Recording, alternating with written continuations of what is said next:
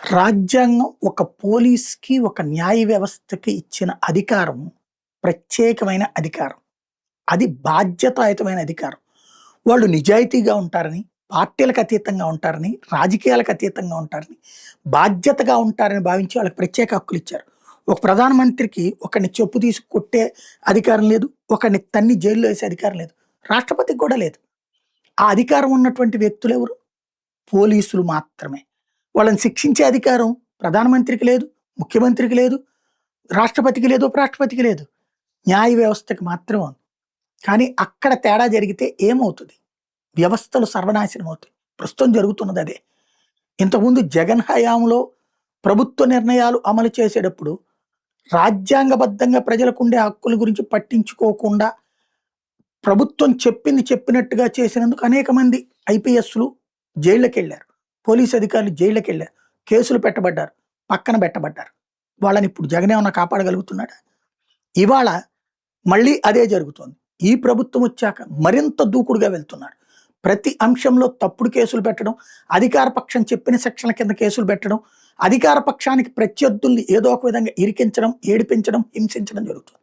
సరే, fourth estate అనేటటువంటి media ఎప్పుడో అమ్ముడు పోయిందని చెప్పను నేను. ఎప్పుడో లొంగిపోయింది. ఎందుకు అంటే వాళ్ళ ఆర్థిక అవసరాల రీత్యా వాళ్ళకి జీతాలు ఇవ్వాలంటే కూడా డబ్బులు కావాలి. అడ్వర్టైజ్మెంట్లు ఇవ్వాలంటే వ్యాపారాలు బాగా సాగాలి. కానీ మంది ఎక్కువైతే మజ్జిగ పలచనైనట్టు టీవీ ఛానళ్ళు ఎక్కువైపోయినాయి, పేపర్లు ఎక్కువైపోయినాయి. వాటిట్లో అడ్వర్టైజ్మెంట్లు ఒక పేపర్‌లో ఇస్తే ఇంకొక పేపరోళ్ళు వాళ్ళ మీద నెగెటివ్ స్టోరీలు. ఒక టీవీలో అడ్వర్టైజ్మెంట్ ఇస్తే ఇంకో టీవీలో నెగెటివ్ స్టోరీలు. ఈ పెంటంతా మాకెందుకని ఎంటర్‌టైన్‌మెంట్ ఛానల్‌లో వాళ్ళు యాడ్‌లు ఇస్తూ ఉండటంతో న్యూస్ ఛానళ్ళకి, న్యూస్ పేపర్‌లకి యాడ్‌లు కరువవుతున్నాయి. దాంతో ఏదో ఒక రాజకీయ పార్టీకి మనం కొమ్ము కాస్తే, ఆ రాజకీయ పార్టీకి అనుకూలంగా ఉన్నటువంటోళ్ళన్నా మనకి యాడ్‌లు ఇస్తారులని వాళ్ళు లొంగిపోయారు, వంగిపోయారు.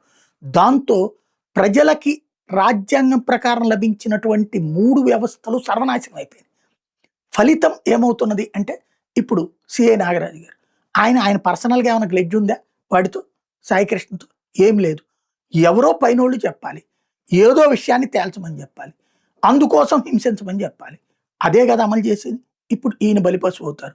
సస్పెన్షను, అరెస్టు, రేపు జైలు, మళ్ళీ బెయిల్ మీద వస్తారు. కానీ ఈయన కెరీర్‌లో ఆ ముద్ర ఉండిపోతుంది కదా!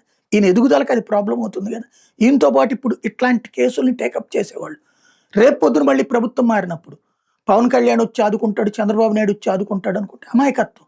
ఏబీ వెంకటేశ్వరరావు గారిని ఎవరు ఆదుకున్నారు? చివరికి ఆయన న్యాయ పోరాటం చేసుకున్నారు తప్పించి. కాబట్టి పోలీసులు, న్యాయ వ్యవస్థ, మీడియా ఈ 3 దారి తప్పడమే ప్రస్తుతం ఆంధ్రప్రదేశ్‌లో పతనానికి న్యాయ వ్యవస్థ అయితే వాళ్ళకి స్వతంత్రత ఉంది.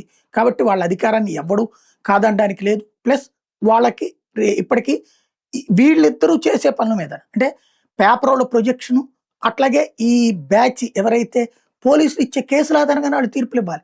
అంతేగాని వాళ్ళు స్వతహాగా ఇన్వెస్టిగేట్ చేయలేరు కదా! కాబట్టి వాళ్ళని తప్పుపట్టడానికి ఏం లేదు. వాళ్ళు ఇచ్చే తీర్పు వీళ్ళు పెట్టేటటువంటి కేసుల ఆధారంగా ఉంటది. కాబట్టి అసలు సమస్య ఎక్కడి నుంచి వస్తుందంటే పోలీసు, ఇటు మీడియా దగ్గరే.